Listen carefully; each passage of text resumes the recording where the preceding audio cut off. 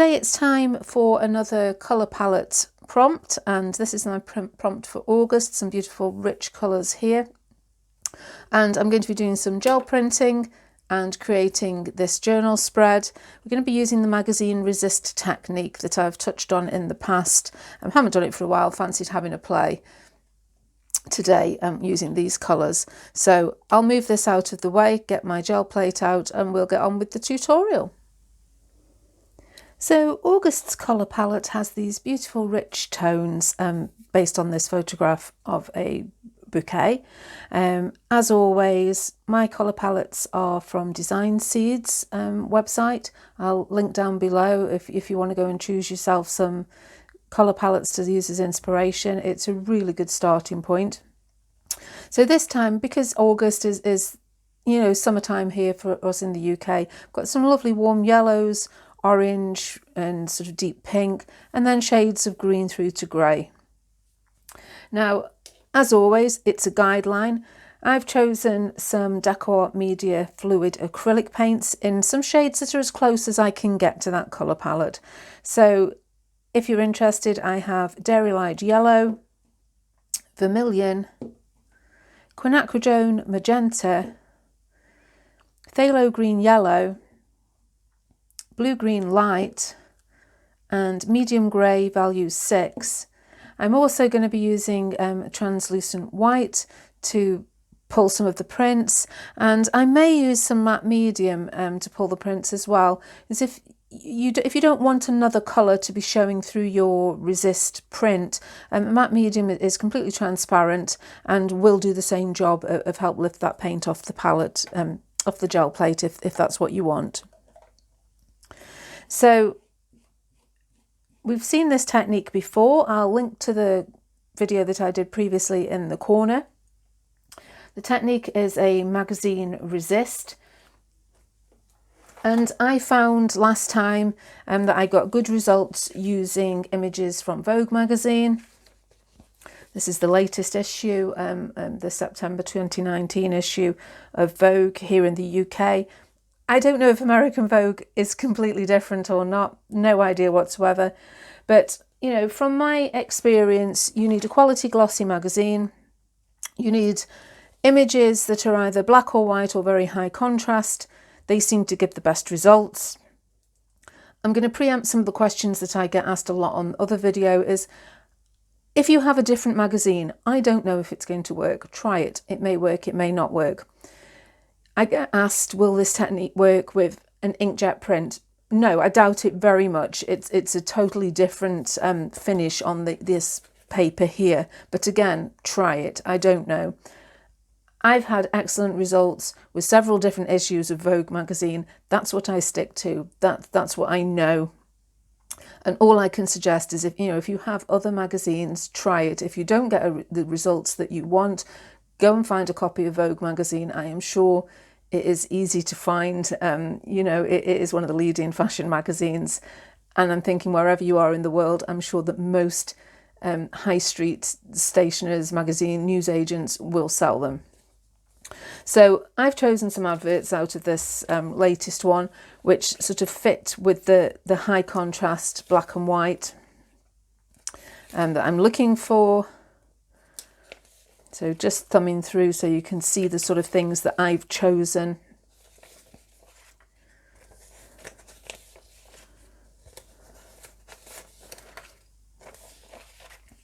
So those are the pages that I'm going to be having a play with today.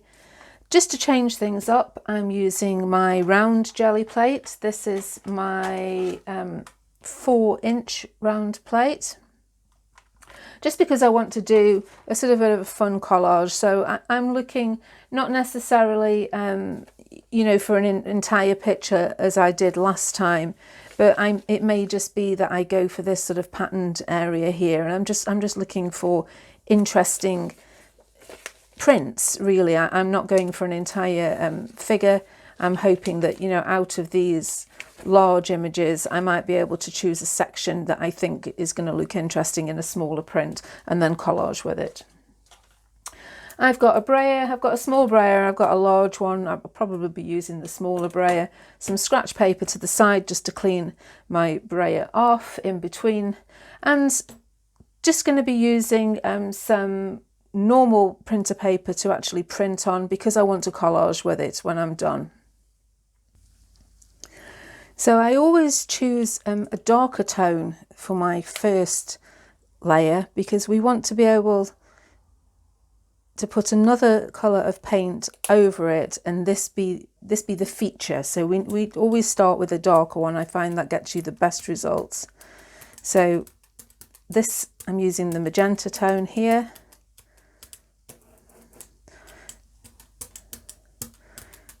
Just spraying a nice even coat over the top of the gel plate. And I'm going to take my print, and in this instance I should be able to get several off this whole sheet.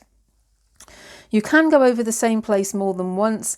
After about the second time I find it starts to lose its resistance and you don't get such a clear image. So I do try to avoid going over the same place twice.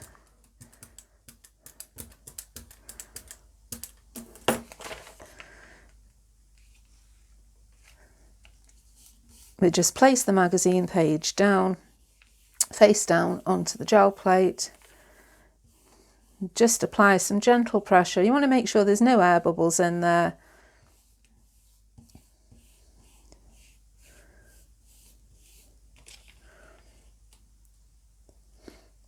And you should find that the black ink has acted as a resist, leaving some paint on your gel plate.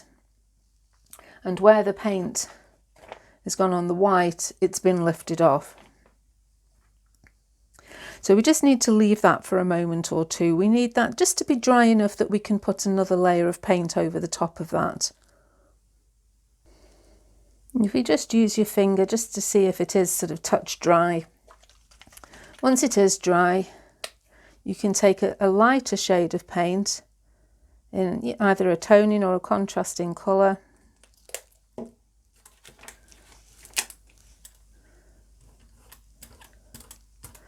And then lightly brayer that over the surface of the plate for a nice even coverage.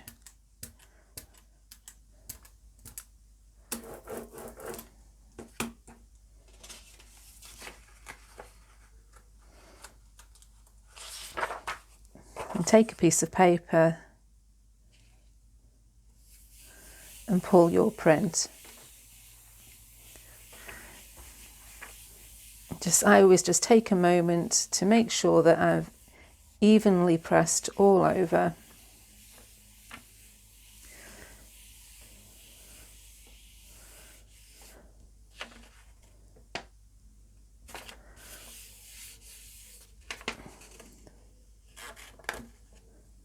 And then when you pull the print, it'll bring both layers and we have this fun image revealed on our print.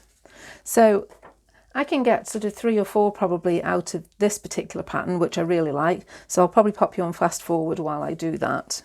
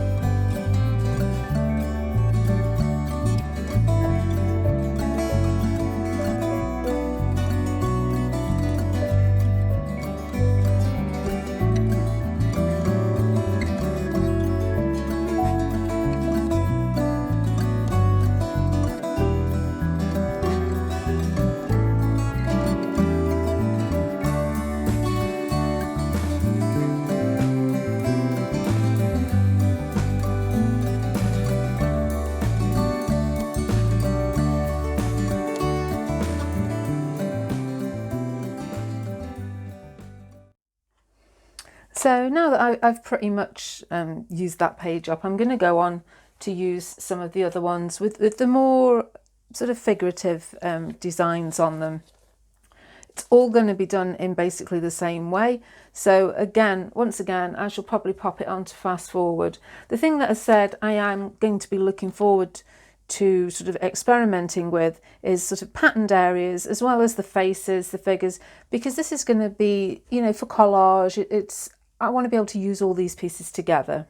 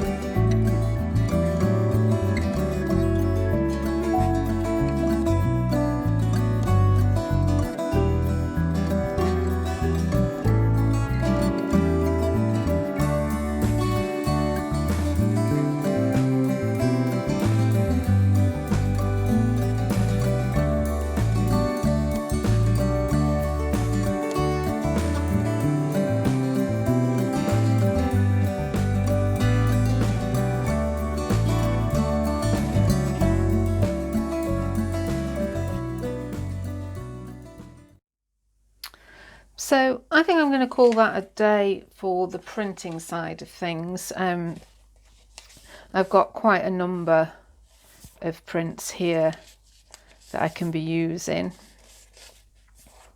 And for the most part, you know, they've turned out quite well. You get the odd one that's better than others. This one, the face didn't really come very clear on it.